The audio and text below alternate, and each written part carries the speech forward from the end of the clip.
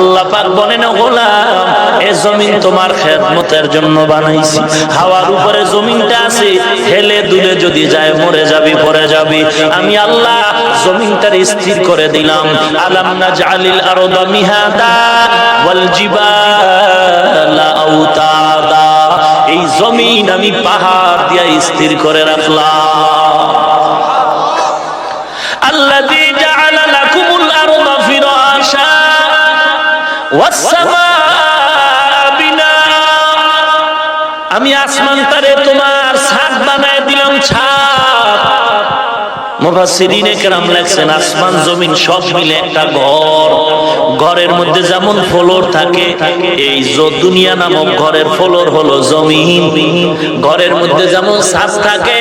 এই দুনিয়া নামক ঘরের ছাদ হলো আসমান এরপরে ঘরের মধ্যে টেবিল চেয়ার গাছ ফল হান্ডি বাসন খানার সব আঞ্জাম আল্লাহ বলেন এই দুনিয়া নামক ঘরের মধ্যে চলার জন্য রাস্তা লাগবে দরজা লাগবে পানি লাগবে আগুন লাগবে এই দুনিয়ার সব আমি ব্যবস্থা করে দিয়েছি